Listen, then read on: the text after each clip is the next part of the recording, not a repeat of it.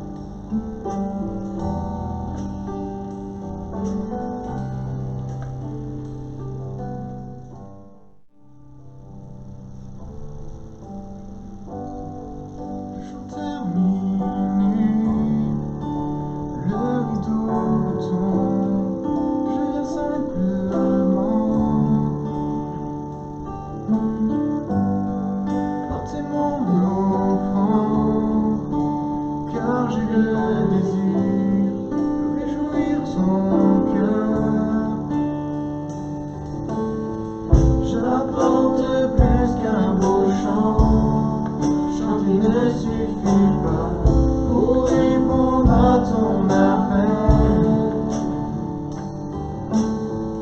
Les apparences sont trompeuses, tu vois bien au-delà. Oh Dieu, tu sondes mon cœur.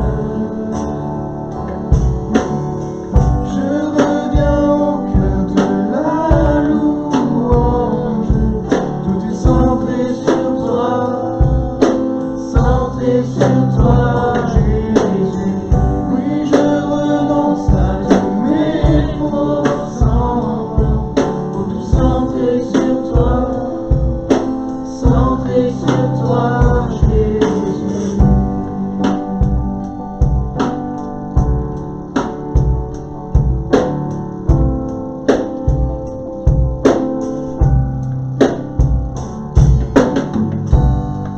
Mon éternité qui peut estimer ce dont tu es digne. Nul faible et pauvre, je te donne tout pour toute ma vie. J'apporte plus qu'un beau chant, chanter ne suffit pas pour répondre à ton appel. Les apparences sont trompeuses, tu vois bien au-delà. Oh Dieu, tu sondes mon cœur. Je reviens au cœur de la louange. Tout est centré sur toi, Jésus. Oui, je renonce à tous mes faux semblants pour tout centrer sur toi, Jésus. Je reviens au cœur de la louange. Tout est centré sur toi, Jésus. Oui, je renonce à tous mes faux semblants pour tout centrer sur toi, Jésus.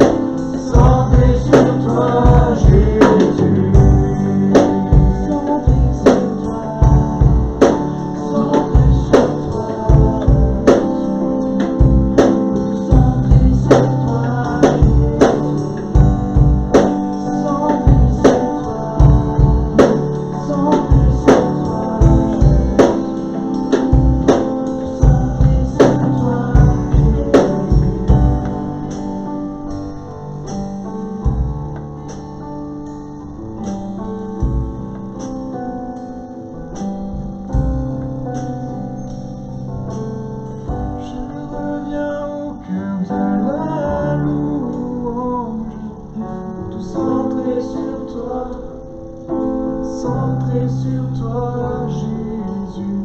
Oui, je renonce à tous mes faux semblants. Tout centré sur toi, Jésus.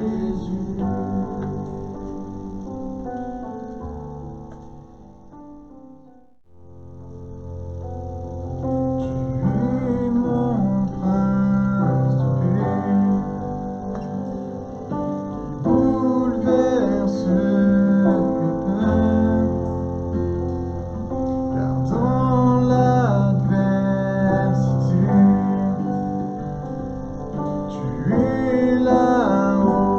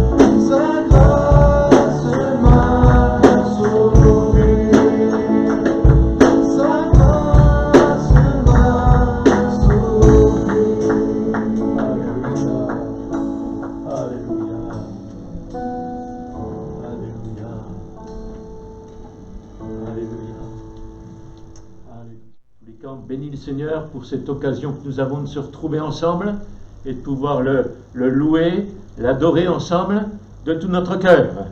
Ce matin, alors que en cette période de couvre-feu, on ne peut pas trop bouger, on est un peu bloqué à la maison, alors je vais vous inviter pendant quelques minutes à faire un voyage avec moi. Ça vous dirait de faire un voyage ce matin?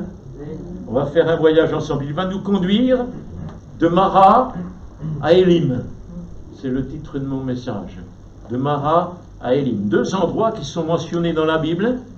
Dans le désert, appelé le désert de Chour, région un peu à l'ouest du Sinaï. Actuellement, c'est un peu l'Égypte, si vous connaissez un peu la géographie. On sait que des Ismaélites, descendants d'Ismaël, le premier fils d'Abraham, devenus des Bédouins, y ont séjourné, ils s'y sont installés. Le livre de la Genèse au chapitre 25 et au verset 18 nous relate cela. Imaginons donc que nous sommes en train de voyager là dans ce désert. Il fait très chaud, sec, on transpire, on tire la langue. Bref, c'est vraiment la galère d'avancer dans ce désert. Et puis on est très nombreux. Alors bien sûr, ça n'aurait pas pu se faire en cette période de pandémie de Covid, à cause de la distanciation. Mais là, il y a tout un peuple qui marche sous le soleil, sous la canicule depuis 3 jours, et on n'a pas d'eau. Il paraît qu'au-delà de 3 jours sans eau, un être humain ne peut pas survivre. Mais auparavant de cela, avant ces 3 jours de marche dans le désert, on a traversé la mer Rouge. C'est pas rien, traverser la mer Rouge. Ceci d'une manière miraculeuse, puisque Dieu nous avait frayé un chemin pour nous permettre d'échapper aux soldats égyptiens qui nous poursuivaient, et d'ailleurs qui sont tous morts lorsque la mer s'est refermée sur eux. Ils ont été engloutis par les flots de la mer, y compris Pharaon qui était avec eux. Alors on a chanté les louanges au Seigneur, accompagné, c'était pas Rémi ce jour-là, mais c'était Myriam avec son tambourin, qui a conduit la louange, la sœur de Moïse, et on était tellement heureux d'avoir vécu la grâce de Dieu, d'avoir été délivrés de nos ennemis, qu'on a remercié le Seigneur pour ce qu'il avait fait pour nous, pour cette victoire merveilleuse. Et d'ailleurs, bien des siècles plus tard, les descendants d'Israël chantent encore à Dieu pour cette délivrance de l'esclavage en Égypte. Si vous regardez dans le psaume 66, c'est cette délivrance d'Égypte qui est formulée, qui est relatée dans le psaume 136 également. On retrouve également cela. Et puis on va arriver à l'épisode qui nous occupe aujourd'hui et que je vous propose de lire avec moi. C'est dans le livre de l'Exode. Maintenant qu'on a planté un peu le décor au chapitre 15 et au verset 22. Exode chapitre 15, verset 22. Sur l'ordre de Moïse, Israël quitta la mer Rouge, la mer des roseaux, dit une autre version, et prit la direction du désert de Chour. Ils marchèrent pendant 3 jours dans le désert sans trouver de point d'eau. Ils arrivèrent à Mara, où il y avait de l'eau, mais ils ne purent pas en boire parce qu'elle était amère, d'où le nom de Mara, qui signifie amertume. Alors le peuple se plaignit de Moïse en disant « Qu'allons-nous boire ?» Moïse implora l'Éternel qui lui indiqua un bois d'une certaine espèce qu'il jeta dans l'eau, et l'eau devint potable. C'est à cet endroit que l'Éternel donna au peuple des préceptes et un code de droit. Là aussi, il le mit à l'épreuve. Il leur dit, si vous écoutez attentivement l'Éternel votre Dieu, et si vous faites ce qui est droit à ses yeux, si vous êtes attentifs à ses commandements et si vous obéissez à toutes ses lois, je ne vous infligerai aucune des maladies dont j'ai frappé les Égyptiens, car je suis l'Éternel qui vous apporte la guérison. Ensuite, les Israélites arrivèrent à Élim, où il y avait 12 sources d'eau et 70 palmiers. Ils campèrent là, près de l'eau. Amen. Amen. Ils partent de Mara. Ils sont à Mara, amertume. voilà, après ces 3 jours de marche dans le désert, Mara, c'est un peu une sorte d'oasis, comme on les appelle en Orient. Mais quelle déception! Quelle déception lorsqu'enfin ils ont pu apercevoir de l'eau. Finalement, c'était de l'eau amère, de l'eau qu'on ne pouvait pas boire. Alors il y a un phénomène un peu caractéristique chez les humains. Quand il y a un problème, on cherche non pas des solutions, on devrait chercher des solutions à un problème. On ne cherche pas des solutions, non. On cherche qui est responsable. On cherche le coupable. Et là, dans ce cas présent, eh bien, le peuple d'Israël cherchait le coupable. Il faut forcément un coupable, quelqu'un contre lequel on pourra râler, quelqu'un qu'on va incriminer, quelqu'un qui forcément a commis une erreur et qu'on doit maintenant enfoncer jusque dans les tribunaux où il devra payer pour sa faute. Aujourd'hui, pour un oui, pour un non, on vous met au tribunal. Ça finit comme cela. N'est-ce pas ainsi dans nos sociétés, nos sociétés occidentales? Ça se vérifie régulièrement, d'ailleurs, dans les faits divers de l'actualité. Mais c'était déjà la même chose pour le peuple d'Israël. Nous le constatons là dans ce texte, au verset 24, il nous a dit, ces gens se sont mis à râler contre Moïse. Ils auraient pu chercher à faire autre chose, je ne sais pas ce que vous en pensez. Non, ils vont râler contre Moïse. Il l'attaque, c'est de sa faute. Bon alors, ok, on peut les comprendre en partie. Ils étaient déçus que l'eau qu'ils avaient enfin trouvée soit impropre à la consommation. On peut comprendre aussi qu'ils étaient complètement désespérés. Qu'allait-il devenir? Qu'est-ce qui allait se passer maintenant? Que fallait-il faire? Que faire quand on a soif, Et littéralement, d'ailleurs ça veut dire très soif. Ils étaient assoiffés, ils n'en pouvaient plus. Que faire à ce moment-là? Mais aussi que faire quand on languit après une issue dans une situation bloquée, une situation fermée?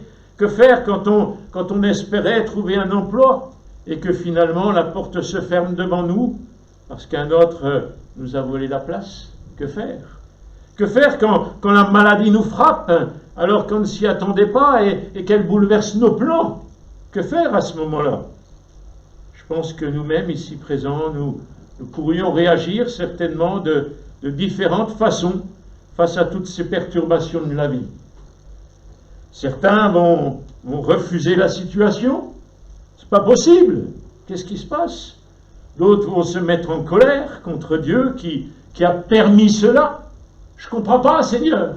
Je comprends pas. D'autres encore vont tomber en déprime, baisser les bras, devenir complètement fatalistes, n'élaborant plus de projets, croyant que tout est mort. Si c'est ça, vous comprenez. Ou alors on va, comme le peuple d'Israël ici, râler. On sait faire, Pas que les Français sont champions pour ça.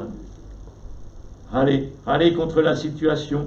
Et puis essayer de trouver un responsable, un coupable. Qui a fait ça? Qui a fait ça? Tel médecin ou infirmière qui a fait une erreur d'appréciation, ça peut arriver. Tel patron qui a refusé de nous embaucher. Telle assistante sociale qui, de toute façon, n'y comprend rien. n'a pas de solution pour nous. Tel pasteur d'église aussi qui peut-être nous met de côté, qui ne sait pas ce qu'on est en train de vivre. Tel prof qui ne comprend pas mon travail et qui me met une mauvaise note.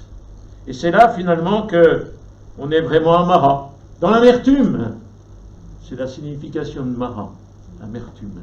Parfois on peut être dans l'amertume. À cause des situations que nous traversons, à cause de ce que nous vivons. Mon frère, ma soeur, quel est ton Mara ce matin? Quel est ton Mara? Est-ce que c'est ta santé?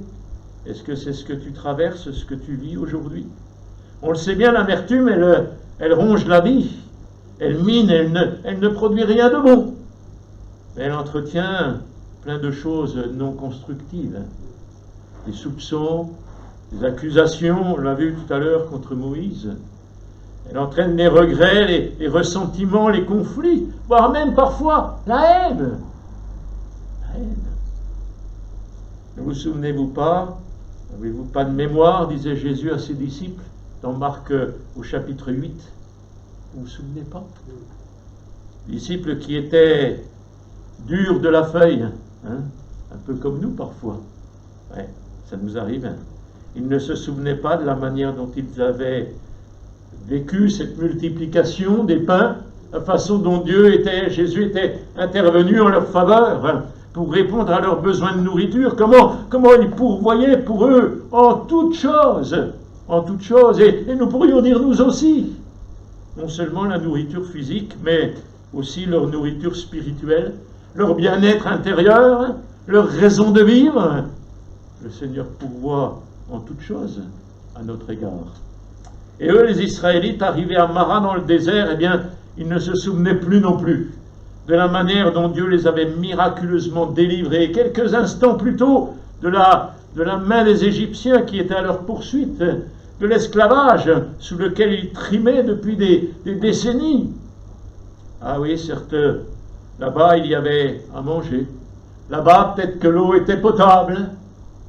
Finalement, peut-être que certains ont dit, mais on était mieux là-bas. On était mieux en esclavage. Imaginez un petit peu.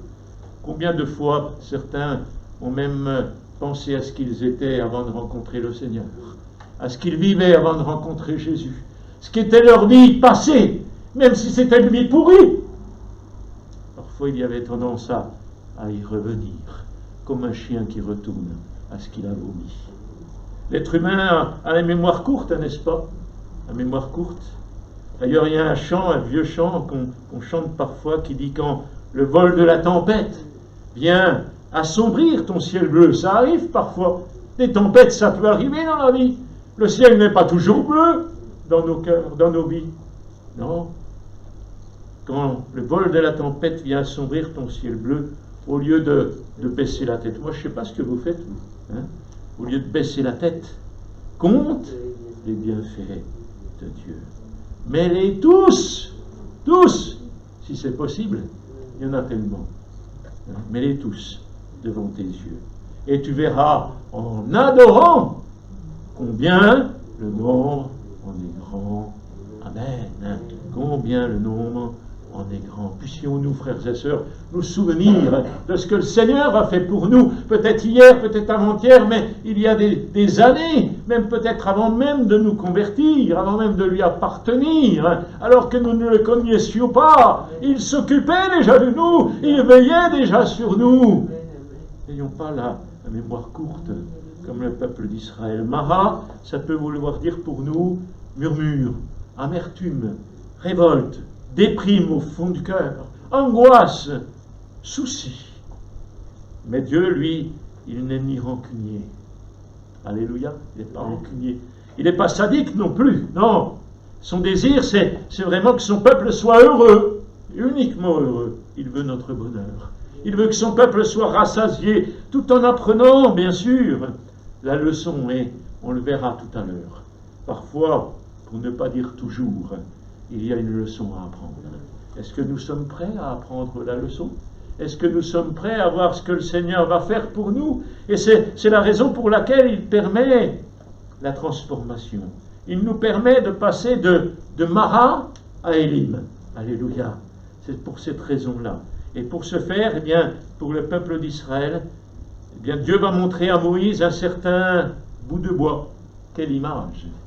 Et il jette le bout de bois dans l'eau qui devient douce. Certains pourraient voir là l'image de la croix, je ne sais pas quelle image vous y voyez. Le bois qui adoucit l'amertume de nos vies. Alléluia. Béni soit Dieu pour la croix, hein, qui a changé nos cœurs, qui a changé nos vies. Certes, le miracle consistait dans l'utilisation d'éléments naturels pour produire un effet, une réaction surnaturelle. Alléluia. Et souvent, Dieu va utiliser le naturel pour produire le surnaturel dans nos vies, dans nos cœurs. Ici, Moïse va utiliser le bois et l'eau va devenir potable. L'eau va devenir pure. Que Dieu se serve d'un arbre planté depuis longtemps, fait de cet incident un exemple de providence divine.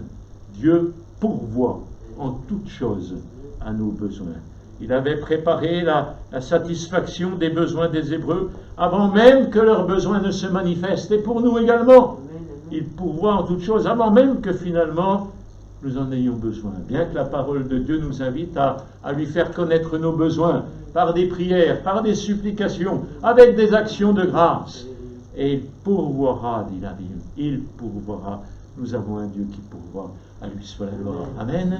Béni soit le Seigneur. Il est intéressant quand même de noter que le mot indiqua, au verset 25, le Seigneur lui indiqua un bois d'une certaine espèce, eh bien il est de la même racine que le mot qui a donné Torah. Torah, l'instruction, la connaissance. C'est la même racine. Et c'est à cet endroit que l'Éternel donna au peuple des préceptes, des ordonnances. Et c'est là aussi, bien sûr, qu'il le mit à l'épreuve. En somme, le désert apparaît un peu comme le lieu privilégié de l'épreuve. Lorsque nous sommes dans le désert, il n'y a pas grand-chose autour de nous. Il n'y a rien sur qui compter, sur qui on peut s'appuyer. Et forcément, eh bien, dans ce milieu-là, dans ce milieu hostile, dans ce milieu aride, eh bien, notre dépendance du Seigneur, elle est nécessaire, n'est-ce pas? Nous allons, j'allais dire forcément, oui presque, nous tourner vers lui. Nous allons rechercher sa face, nous allons rechercher son secours. Le désert, c'est le lieu de l'épreuve, c'est le lieu de la plainte, mais c'est aussi le lieu de l'éducation. Et en tous les cas, pour le peuple d'Israël, ici, c'est bien le cas. Le lieu de l'éducation, le lieu de l'instruction. Dieu lui indiqua. Lui indiqua. On a besoin que Dieu nous indique encore aujourd'hui. Amen. Nous indique le chemin sur lequel emprunter, nous indique les solutions que nous avons besoin de mettre en place. Quand on parle de la traversée du désert de quelqu'un, y compris pour des gens connus, comme des politiques ou des sportifs, dans notre vocabulaire, ça veut bien dire que c'est un temps d'épreuve. C'est un temps d'épreuve, mais aussi un test de résistance. Quand quelqu'un traverse le désert, c'est pour voir jusqu'où il est capable d'aller. Est-ce que les chrétiens, ça c'est une question que je me pose, est-ce que les chrétiens doivent aussi passer par une traversée de désert? Certainement, certainement. Pour voir justement jusqu'où nous sommes prêts à aller. Jusqu'où le Seigneur peut compter sur nous. D'ailleurs, au fait, est-ce qu'il peut compter sur nous? Amen. Amen. Puisse le Seigneur davantage encore compter sur chacun. Et si cela vous concerne personnellement, eh bien, comment réagir au cœur du désert? Comment se comporter? Merci au Seigneur pour cette leçon qu'il veut nous donner là. Parfois, on voit souvent les épreuves, on voit souvent les difficultés, et on ne voit pas souvent la leçon qu'il y a à en tirer. Parfois, eh bien, Dieu veut nous enseigner. Il y a l'instruction du Seigneur. C'est mon deuxième point, l'instruction du Seigneur. C'est une sorte de parenthèse, de charnière un peu entre Mara d'un côté et puis Élim de l'autre, entre l'amertume et la félicité. Mais il n'y a pas à négliger cet aspect-là, c'est important. Cet aspect crucial, il était pour les Israélites crucial, mais il l'est également pour chacun de nous. Nous avons besoin que le Seigneur nous instruise jour après jour. Nous avons besoin de sa parole dans nos vies. Et après avoir donné au peuple une preuve de son amour en les abreuvant, et donc en ne les laissant pas mourir de soif, eh bien Dieu va les enseigner en leur donnant des prescriptions, en leur donnant des règles. On a besoin de règles. Aujourd'hui, le monde ne veut plus de règles, la société ne veut plus de règles, les enfants ne veulent plus de règles. Nous avons besoin de règles. Nous, les enfants de Dieu, avons besoin de ces règles à lui, pas n'importe lesquelles, mais ces règles à lui, ces préceptes. On a besoin qu'ils soient gravés dans nos cœurs. David pouvait dire « Je serre ta parole dans mon cœur pour ne pas pécher contre toi ». Si on n'a pas sa parole, forcément on va pécher. Mais en nous nourrissant de sa parole, alors nous allons passer à côté, passer outre, à moins de le pratiquer volontairement. Mais sinon nous allons passer outre le péché. Et cela nous demande bien sûr de l'obéissance. Il y a au verset 26, 4 fois l'usage de la condition « si ». 4 fois, dans un seul verset. Il est question d'écoute, l'écoute attentive de la voix de Dieu. C'est sûr que si on ferme les oreilles, on n'est pas prêt de l'entendre. Si on met les boules quiesces, on n'est pas prêt d'entendre la voix du Seigneur. S'il y a plein de bruit autour de nous, on n'est pas prêt non plus d'entendre la voix du Seigneur. Si nous écoutons la voix de Dieu. Deuxièmement, de marcher droitement devant lui. C'est important, marcher droitement devant lui. Troisièmement, attention au commandement de Dieu.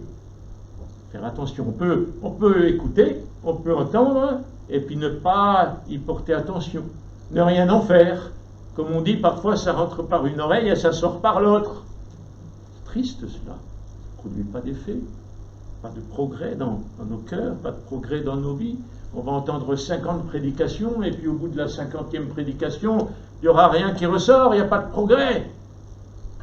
Ça rentre par une oreille, ça sort par l'autre. Que Dieu nous garde de cela ce matin.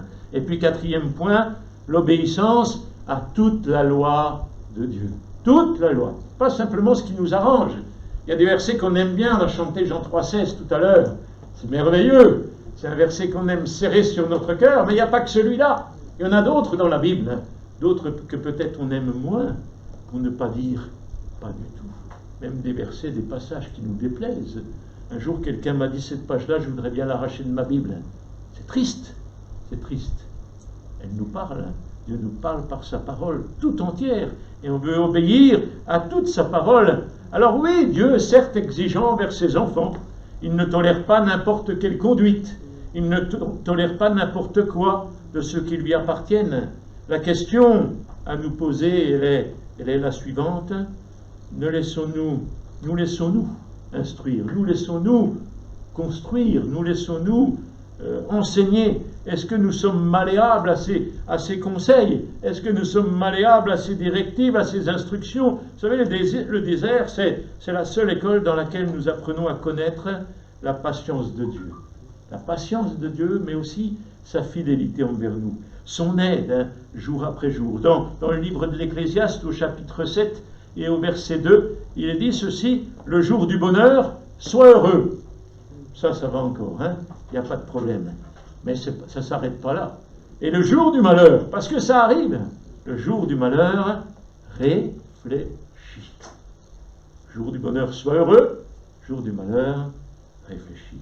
C'est un texte à méditer, hein, en cette période pandémique. Hein, et comme toujours dans la Bible, lorsque Dieu demande des choses à faire à ses enfants, lorsqu'il donne des commandements, eh bien il donne aussi des promesses. Amen. Amen. Des promesses en réponse à l'obéissance. Toujours. Les promesses sont en relation avec l'obéissance.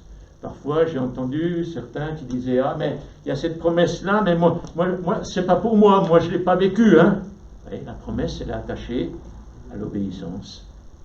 La promesse de notre texte ici, elle est très forte. Au verset 26, hein, la fin du verset 26, je suis l'Éternel qui te guérit. Et on a vu il y a quelques semaines que cette guérison, c'est pas simplement la guérison physique, mais c'est aussi la guérison spirituelle et la guérison morale. Nous avons besoin d'être totalement le corps, l'âme et l'esprit en bonne santé. La guérison dont il s'agit ici, elle est variée.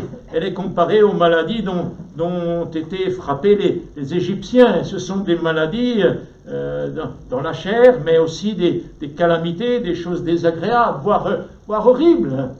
Voire horribles. Je te guérirai. Alléluia. Je suis l'Éternel qui te guérit. Cette parole de Dieu ici va dans le même sens que l'enseignement de l'apôtre Jacques, hein, dans son épître au chapitre 5 au verset 15, en lien avec bien sûr l'onction d'huile. Et il est dit que la prière faite avec foi sauvera le malade, hein, et le Seigneur le relèvera. Une autre version, la version parole de vie, elle dit le mettra debout. Et en principe, quand on est debout, ben c'est pour marcher. Quand on est debout, c'est pour avancer. Quand on est debout, c'est pour aller plus loin. Il y a même une version qui a traduit cela par ressusciter. Le ressuscitera, le ramènera à la vie. Cette guérison, on a compris, donc c'est le salut, c'est le relèvement, c'est la restauration, c'est la vie finalement, ni plus ni moins, c'est la vie. Les promesses de Dieu sont vraiment merveilleuses et nous avons un Dieu qui guérit encore aujourd'hui. Alléluia. Alors ne repoussons pas son instruction, nous en avons bien besoin. Pour passer de Mara à Élim, eh bien il a fallu l'instruction divine. Ça ne pouvait pas se faire directement, c'était pas possible. Alors on arrive à Élim. Élim, ça signifie les grands arbres. On arrive à, c'est là la troisième étape de notre voyage. C'était pas loin, Élim, à 10 km à peu près de Mara. Il n'y avait pas une distance énorme, ça se faisait rapidement. Et heureusement pour les Israélites, mais pour nous qu'il existe aussi des Élim. Alléluia. Et pas seulement des Maras. Certes, des Maras, nous en avons, nous en aurons encore, mais il y a aussi des Élim. Alléluia. Des Élim. Des endroits où il y a 12 sources d'eau. Et pas de l'eau amère, l'eau douce. Des endroits où il y a 70 palmiers. Vous lisez cela, verset 27. On a l'impression que Dieu avait spécialement préparé Élim pour son peuple. Et je veux croire que notre Dieu est suffisamment grand, suffisamment bon pour préparer des Élim pour chacun de nous. Il connaît nos besoins, il connaît nos attentes. Il est capable de préparer des Élim pour chacun de nous. Alléluia. Quelle que soit l'épreuve que tu traverses, quel que soit ton Mara aujourd'hui, eh bien dis-toi que Dieu a préparé Élim pour toi, afin que tu puisses vivre le bonheur dans sa présence. Élim, c'était 12 sources. C'est bizarre. Une source pour chacune des 12 tribus. C'est pas rien, hein? Ils se battent pas comme ça. Ils ont chacun la leur. Et puis, une ombre de palmiers pour la tente de chacun des 70 anciens d'Israël. Et oui, 70 anciens, 70 palmiers. Chacun son palmier, chacun sa tente. Il y en a qui diraient chacun son figuier. C'est presque cela, hein? C'est presque cela. En tout cas, à Élim, c'est ce merveilleux oasis au plein cœur du désert, là où on peut se ressourcer, là où on peut retrouver la vie. Et là, Israël pouvait apprendre combien le Seigneur était celui qui le conduisait dans de verts pâturages, comme le psalmiste pouvait le dire dans le psaume 23, qu'il dirigeait près des eaux paisibles. Et c'est aussi le cas pour nous, amen. Alléluia. Il te conduira, mon frère, ma sœur, dans de verts pâturages. Il te dirigera auprès des eaux paisibles, parce qu'il n'a pas changé. Parce que le Dieu de David, eh bien, c'est notre Dieu ce matin. Il est fidèle, il ne change pas. Même si nous traversons les déserts arides de cette vie. Vous savez, ces chiffres 12 et 70, ils sont importants. Ils sont importants, ils représentent en tout cas la perfection, la plénitude. Et c'est finalement ce que le Seigneur voulait accorder à son peuple. Il ne veut pas nous accorder des demi-portions. Il ne veut pas nous accorder simplement des miettes. Non, il veut nous accorder la plénitude. Amen. La plénitude de sa présence, la plénitude de sa parole, la plénitude de son esprit, la plénitude de sa joie, la plénitude de ses bontés. Il veut nous accorder la plénitude, il veut nous accorder la perfection. Et la perfection, il nous l'accorde au travers de Jésus. C'est Jésus le parfait. C'est lui qui est la perfection même. Et il veut vraiment nous amener toujours plus à lui ressembler. L'apôtre Paul, dans l'Épître aux Colossiens, au chapitre 2, verset 10, dira « Vous avez tout pleinement en lui ». On retrouve la plénitude là. Tout pleinement en lui. Qu'est-ce qui te manque, mon frère? Qu'est-ce qui te manque, ma sœur? Vous avez tout pleinement en lui. Nous, on va chercher tout partout. C'est nul. C'est nul. Vous avez tout pleinement en lui. Amen. En lui. Alléluia. En Jésus. La version du semeur, elle dit ceci: par votre union avec lui, vous êtes pleinement comblés, car il est le chef de toute autorité et de toute puissance. Est-ce que vous êtes comblés ce matin? Est-ce que je suis comblé ce matin? Si ce n'est pas le cas, eh bien on veut venir à la source. On veut venir à Élim. On veut venir là où il a la plénitude, pour que Dieu nous comble de toutes ses bontés, de toutes ses grâces. J'ai l'impression que trop souvent, nous ne sommes pas conscients des Élim que nous avons à disposition. Ils sont là. Dieu les a préparés pour nous. On est peut-être à côté d'un Élim et on ne s'en rend même pas compte. Nous demeurons dans les maras de notre vie, à gémir, à murmurer. Les chiffres 12 et 70, on a vu tout à l'heure, sont vraiment en relation avec le service, frères et sœurs. En relation avec le service.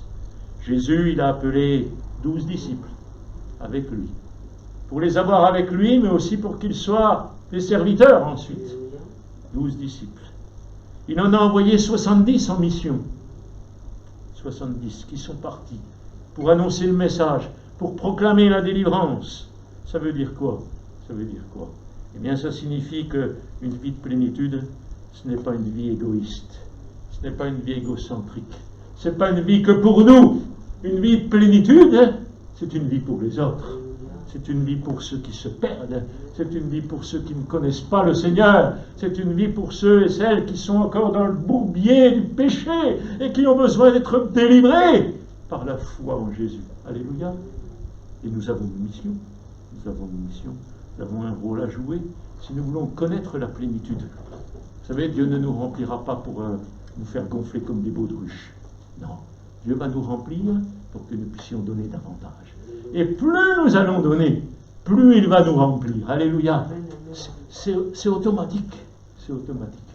Plus nous allons donner, plus il va nous donner. À lui soit la gloire. Il y en a qui disent, moi je ne reçois rien. Moi j'ai rien reçu. Moi le Seigneur il ne m'a rien donné. Ben, c'est parce que toi tu n'as rien donné tout simplement. Commence à donner. Commence à te donner. Tu verras que le Seigneur va pourvoir ensuite. C'est comme cela que Dieu fonctionne. Alors je conclus maintenant rapidement. Pour finir, je voudrais vous dire, mes frères et sœurs, que Élim, c'est merveilleux. Élim, c'est bien. On aurait tendance à vouloir rester à Élim d'ailleurs. Mais Élim, c'est pas Canaan. Et la vision de Dieu, la volonté de Dieu, le but de Dieu ultime, c'est pas Élim, c'est Canaan. Alléluia, c'est Canaan. Les sources d'eau, les palmiers, c'est formidable, on se croirait en vacances, on se croirait aux Seychelles là, on se croirait à Madagascar, et non, c'est pas ça le but. L'objectif, c'est Canaan. Alléluia.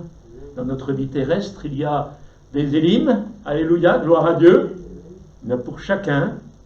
Il y a des maras, bien sûr, aussi, il faut bien le dire. Mais quand nous serons avec le Seigneur, ce sera Canaan. Canaan qui nous est préparé, Canaan qui nous est réservé, alléluia, Canaan qui a la vision de Dieu pour ses enfants, la vision de Dieu pour son peuple. Et notre objectif, frères et sœurs, ce n'est même pas Élim, notre objectif, c'est Canaan. Notre but final, ce vers quoi nous tournons les regards, c'est Canaan, alléluia. La veille de son assassinat, il y a 53 ans, le pasteur Martin Luther King avait prononcé un discours on ne peut plus prémonitoire. Il va dire ceci, ce qui va m'arriver maintenant. Il était quand même inspiré, le frère. Ce qui va m'arriver maintenant m'importe guère, car je suis allé jusqu'au sommet de la montagne et j'ai vu la terre promise. J'ai vu la terre promise. Ces paroles exprimaient pour lui l'intime conviction qu'il avait d'avoir conduit le peuple noir des États-Unis aux portes de la liberté. C'était cela, sa terre promise pour lui. C'était sa terre promise. Le président Obama a donné comme titre au livre qu'il vient de publier, Une terre promise. Alors je ne sais pas s'il y a un rapport avec cette parole de Martin Luther King, j'en sais rien. Mais toujours est-il que nous sommes en route pour la terre promise. Alléluia. Alors bien sûr, pour Martin Luther King, c'était de libérer le peuple noir américain. Certes, c'était son objectif. Et il a atteint, il dira, le sommet de la montagne. Il a vu la terre promise. Aujourd'hui, il y a encore bien des difficultés avec les Noirs aux États-Unis. Mais nous savons que notre Dieu est fidèle. Et cette terre promise qu'il nous a promis, ce Canaan éternel, nous le verrons. Alléluia. Nous y entrerons, vous et moi, à moins que nous abandonnions le Seigneur en cours de route, auquel cas nous aurions tout perdu. Mais si nous restons fidèles, si nous continuons à marcher avec lui, alors nous pourrons entrer pour l'éternité dans la Canaan céleste. Alléluia. C'est notre objectif divin, c'est l'objectif pour chacun de nous. Et je crois que l'histoire du peuple hébreu, elle préfigure un peu aussi l'histoire des chrétiens. Je ne sais pas ce que vous en pensez. Dieu nous a délivrés des détresses, des afflictions de ce monde. D'ailleurs, on dit souvent que le monde, c'est l'Égypte. C'est notre Égypte à nous. Il nous a délivrés de l'Égypte. Il nous a délivrés de l'esclavage du péché. pour nous conduire par le désert, où se trouvent bien sûr des maras. Et peut-être qu'aujourd'hui, avec cette pandémie, eh bien, on en traverse un de maras. Mais aussi, nous savons que notre Dieu est capable d'adoucir ces eaux amères. Il y a la croix qui a été plantée à Golgotha et qui nous assure la vie, qui nous assure le salut, qui nous assure la restauration, la guérison, alléluia. Et à Élim, eh bien, il va nous combler, il va nous donner sa plénitude, la plénitude du Saint-Esprit. Paul disait, soyez remplis du Saint-Esprit. Il va parler de toutes ces choses qui sont les œuvres de la chair. Et en parallèle avec les œuvres de la chair, il va dire, soyez au contraire, remplis de l'Esprit. Que Dieu nous garde, frères et sœurs, des œuvres de la chair, quelles qu'elles soient, que nous soyons tous, nous et moi, remplis du Saint-Esprit. La plénitude du Saint-Esprit. Avant, bien sûr, avant d'entrer à Canaan, avant d'entrer dans la terre promise, la vie pour toujours avec Dieu, et là le voyage merveilleux, sera terminé. Nous serons arrivés à bon port. Alors je ne sais pas comment vous le vivez, ce voyage, dans le quotidien de nos existences, face aux vicissitudes de la vie, face à cette pandémie Covid-19, comment vivons-nous ces choses? Puisse-t-il être celui qui nous conduit de Mara à Élim, de l'amertume à la plénitude. Alléluia! Que la grâce de Dieu nous transforme, nous change, nous bouleverse, pour nous amener à réaliser que le véritable objectif pour nous, c'est Canaan. Alléluia! Que nous puissions être de ceux et de celles qui allons rechercher, avant toute autre chose, être avec le Seigneur pour l'éternité. Pour notre vie en règle, si cela est nécessaire, nous au pied de la croix, implorons sa grâce, implorons son pardon, mais ne laissons pas passer cette journée sans être sûrs que notre objectif pour nous, c'est bien Canaan. Que le Seigneur vous bénisse abondamment et qu'il vous aide à passer de Mara à Élim, si c'est le besoin pour vous ce matin. À lui soit toute la gloire. Seigneur, merci pour ta parole. Merci parce que tu fais du bien à chacun de nos cœurs, et si parfois nous sommes à Mara, parfois l'eau que nous avons à boire est amère, nous savons que tu as planté la croix, et que par la croix, eh bien, nous avons la guérison, par la croix nous avons la vie, par la croix nous avons le salut. Et puis nous savons que un peu plus loin nous allons rencontrer des Élim, là où tu vas nous remplir, nous accorder ta plénitude d'amour, ta plénitude de grâce, ta plénitude de paix, ta plénitude de joie. Tu vas inonder nos cœurs de ta présence, et nous en avons bien besoin. Mais notre divin objectif, notre divin port vers lequel nous voulons rejoindre, eh bien c'est la vie éternelle avec toi, Canaan céleste, là où tu nous as préparé une place. Je te bénis pour mes frères, pour mes sœurs, fais-leur du bien, accorde-leur ta grâce, Seigneur, dans tous les domaines où ils en ont besoin. Manifeste-toi puissamment dans ton Église, pour la gloire de ton nom, Jésus, tu le fais. Amen.